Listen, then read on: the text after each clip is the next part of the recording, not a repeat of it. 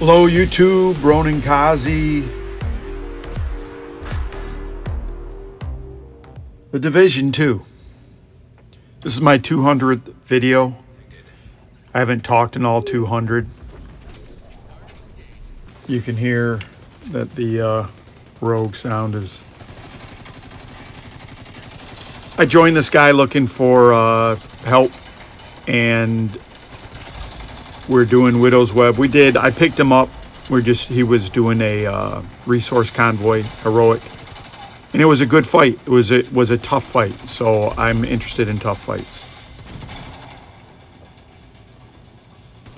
So we have wiped doing Widow's Web, and now we both respawned at the local Pizza Hut, and now we're going out to get some people. We've heard the rogue music.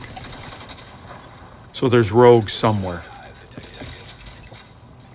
He switched to his tank build, and I've switched from, I had a headshot build, red build, which of course, the minute I have any strife, I just quit it. So I'm back to Old Faithful. We have the global event where they can, I like to call it the zombie event, but it's not. They have some scientific term for it, but it's zombies. Then you got to headshot the zombie.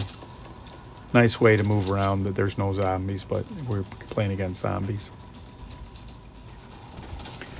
So it's heroic, so I'm a little more cavalier in what I do. I will run around a lot more. One thing that I've been playing all these different games, I realize how much more cavalier I am in certain games than the Division. Maybe the Division Legendary. So I still can't find the rogues, but I can see a rogue technician skill or technical skill, so I know that I'm going in the right direction. Again, there's our rogue. The main thing that pulsing does is it illuminates enemies. The fact that I'm doing damage to them is just an added bonus. Stupid part, just get near it and run through it, and it will blow up.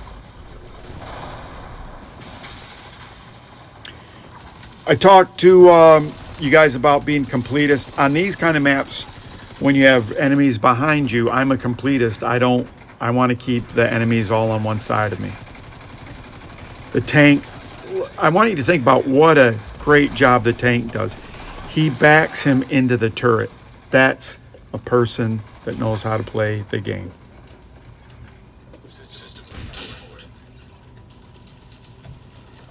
And so we'll move forward again.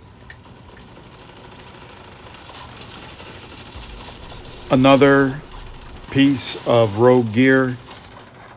Again, why I like playing jammer.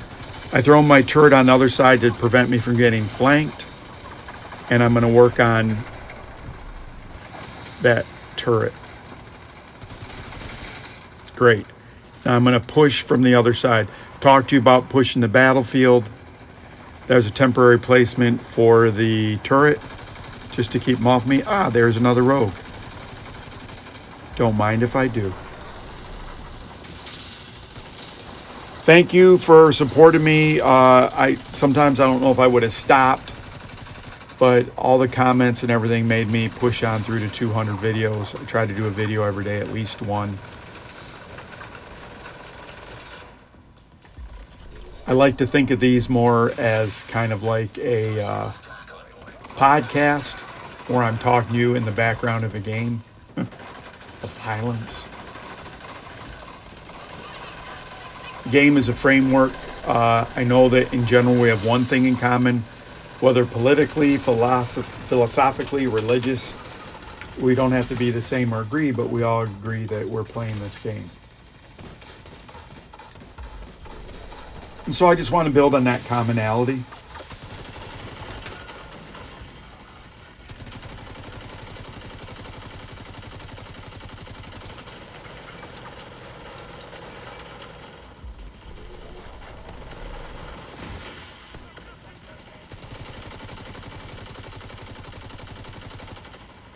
I'm using test subject, and I use Scorpio. I'll pick up. There's the rogue music that you can hear. Get caught in a bad spot. There's Unbreakable firing off. There's a zombie. I'm just going to call him for what it is. He's a zombie. Oh gosh, my mic's on. I'm sorry, YouTube. Maybe I should start commenting in there. Maybe dueling commenting Ronins. I think I realized that it's on in there, so I've changed my audio setup. Got a new PC. Big fan of getting minimalist PCs and then getting a hub, a USB-C hub to plug into. Shit burgers. I've told you this, try to get somewhere where it's decent to get rezzed. So I move back, look how he backs into me. Phrasing. But he gets me up. These are all the things. It'd be a little bit, big of me to say that's textbook when I'm doing it, but that's textbook because I'm doing it. And see, I'm not worried about the people in front. I give an eye to see where he's going, but I want to keep an eye on our flank. And I've talked to you about this quite a bit.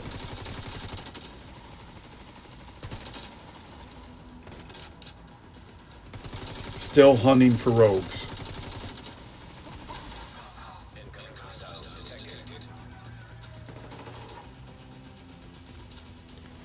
So I'm going to try to support my teammate and move up forward.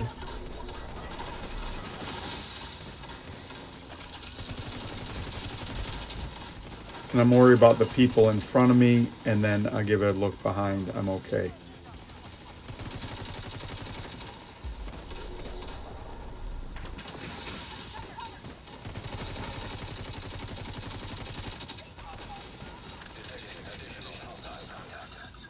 So this was a really good fight. There's going to be a couple of resource patrols and rogues.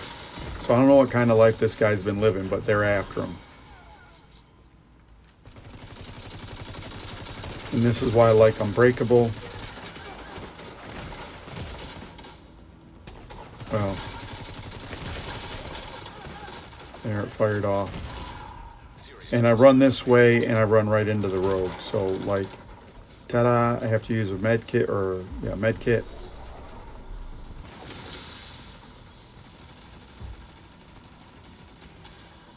I hate people that loot in the middle of the battle. Sorry, YouTube, for my... So, one of the things with this build is I can get in a perfectly protected place, and then I'm going to pulse. Now, the thing I noticed, there was a doorway over to my right, so I don't want to stay in there because they could flank me. So one resource convoy is down. I hate people that loot during the middle of a battle. Don't mind if I do.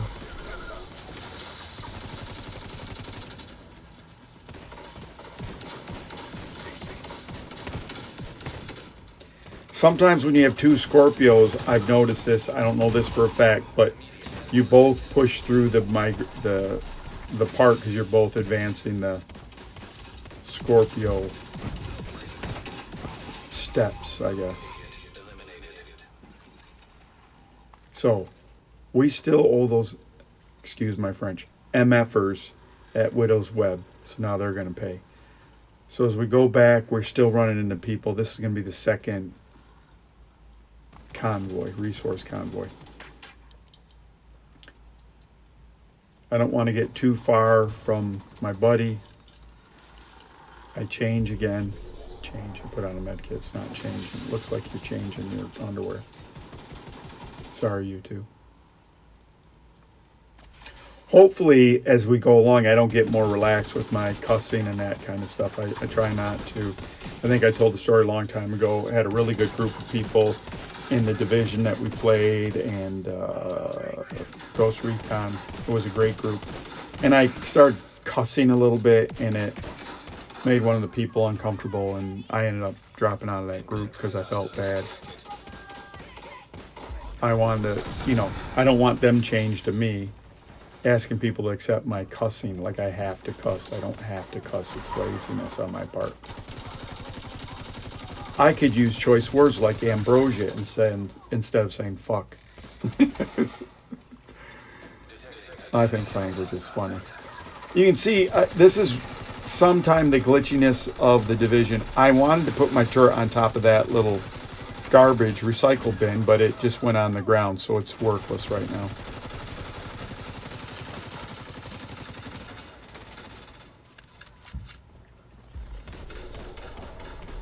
In a video I haven't posted yet, I'm going to talk about AI and what a crock it is. But that's going to be a long-winded topic as I give you examples of why it's getting hyped. Maybe not why it's getting hyped, but why the hype's not justified. I'll give you a quick one. I edit these videos the same way every time. I do certain things every time. Apple has an AI chip inside of it. You would think if it was smart, it would say, oh, you do this. When you're editing videos, you do the same thing every time. Now you're going to say, you could make it a shortcut or a favorites. How about the fucking computer? Excuse me. How about the GD Ambrosia computer? Figure it out, AI. That's why AI is a joke. It can write sentences for high schoolers. That's the best it can do. Maybe we don't read enough. Okay, ran off. That's on a whole different video. Which has a picture of a robot on it in Star Wars. That's the video. It's not out yet. Okay, so I switched to a tank build. I think I told you this before. I played with Rose Fox, who we got wiped in the last part of Legendary. They went to tank build. I should have went to tank build.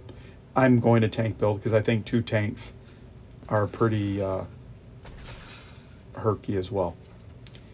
And as you know, in this build, on anything short of Legendary, I'm going to push the spawn. I mean, either you're a tank or you're not. So you can see that's Adrenaline Rush, puts out my... And then I'm going to fight from inside their spawn. I wanted those bullets. And my buddy follows me because he's a tank. He's not going to die. In my tank build, I use the deflector because I want to do more damage. I've got it up to level 20, so it recharges 20% faster. I really want those ammo, but fuck, they're gone.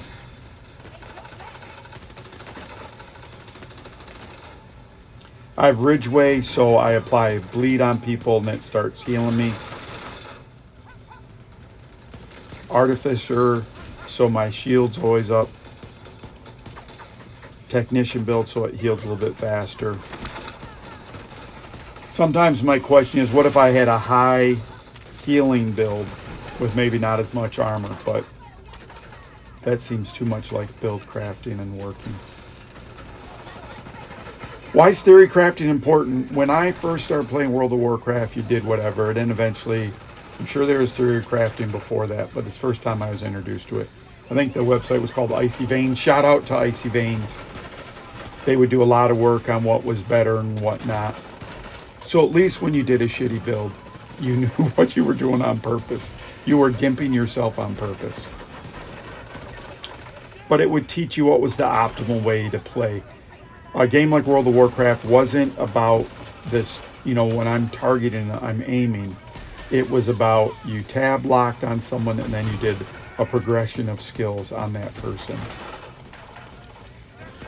So there is, if you kind of think about it, like a computer, you would have all these procedures that you would do that were the best way to kill someone.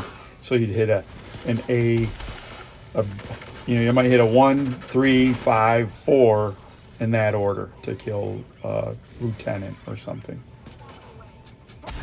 And then AoE, you do a different and that's theory crafting. And so that's kind of important in all of this. And so a lot of times, if there's no data, I'm suspect of people's builds because there's not a lot of data, or, you know, I recently, this is nothing against the people. Yes, it's a world record. You ran through a map in 6 minutes and 8 seconds. How long would it take you to just run through the map, period? Right, so that's one thing I'd like to know. It's not their fault they don't know it. But number two is, they went so fast that some of the spawns that you normally hit didn't spawn up. So it's not the same. You're not going through the same instance I'm going through. You've shortcutted stuff, which is fine, but it's misleading because it's not the same instance that I run. Not taking anything against you, but it's just a different thing. And so that's the thing called correlation in the business world.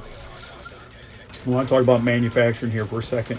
When you're making car engines or engine blocks, and you have cutting machines that do that, you want them to correlate. That means on one machine, when you cut a hole, it's the exact same on another machine. Or how do the machines correlate? So I'm buying 3 Makita, pick your machine tool flavor here. I'm picking 5 of those machines. How closely do they make the same exact cut? And there's machines that we used to sell when I was in a different life called cornet measuring machines that would measure that. So you could tell how well the machines were correlating. And then before we would sign off the machines to the customer, if we sold them multiples of our machines, we had to show them that our machines would correlate. That is, with the same part, would it measure exactly the same? And of course they don't, because this is the real world. There's random differences in the world. It's not perfectly deterministic. On a certain level, the universe is deterministic. And I would say on the now here's just a wild ass guess. I know on the bottom it isn't, so that's not a guess. But maybe on the top, when you go out to the farthest reaches, maybe it's not deterministic. Maybe you can't see all the things that cause what happens. So we've cleared the first part. Now this part's easy. I've told you this before on control points. The initial control point has people and it has a certain amount of waves, so you're breaking a control point is a lot harder than defending it. We got a tank built, so I'm going to run out here for a while and kill people. And because these reds can't hurt me, I'm going to eventually switch to my MP7. I don't know why I use MP7. I just like how it looks. Probably not the best, but it doesn't matter, right? I did a whole video between all the exotic machine guns. There's very little difference. So what I would tell you again, as I've done this over and over, play whatever you want. Historic or lower, heroic or lower, just play whatever you want. Whatever makes you feel good. It's about time to kill. That's the only thing that you're changing, is the time to kill. And in regular heroic stuff, there's not a lot of DPS challenges. In Legendary, you run into DPS challenges where Chungas are coming, the Chungas have hives. Chungas aren't hard, it's the hives that put the bleed on you, that go through your armor and go attack your health. Popped his head. The other thing that group had that was doing the high-speed run is Regulus. Not everyone has Regulus. If everyone had Regulus, it wouldn't take 40 minutes to go through here. When you jam up on a spawn point and you just Regulus them to death. So correlation's important for you to compare things. And that's why if you look at any of my videos where I'm doing that, I run the same control point. Sometimes there's patrols that come in and randos, whatever, but it's close enough where you get the general idea. And the gains and the differences are substantial enough and reproducible enough that you can then make decisions on it. And I understand people have to make videos. This is number 200, folks. Like, subscribe, comment, share. I know that some people are making videos and they're making money on that, and God bless them, they should do that. But there's one reason people don't show you this is the best build, period.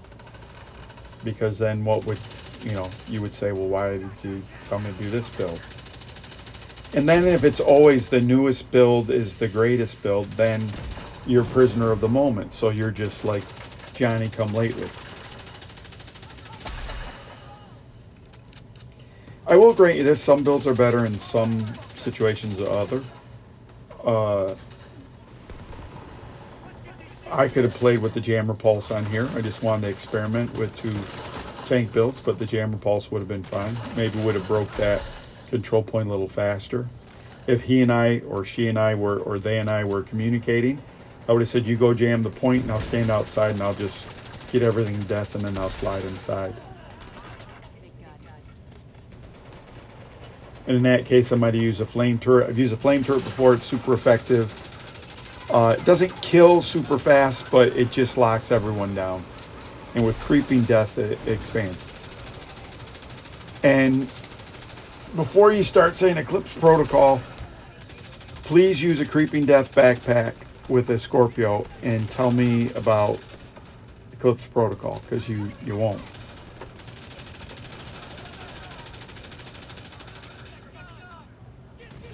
Eclipse Protocol with creepy death, okay, but it's still, for a lot of different reasons, which I'm not going to go into here, which I've gone through several times. So you also see what that person does. They go out and I'll stay back at the base. Please stay back, Ronan.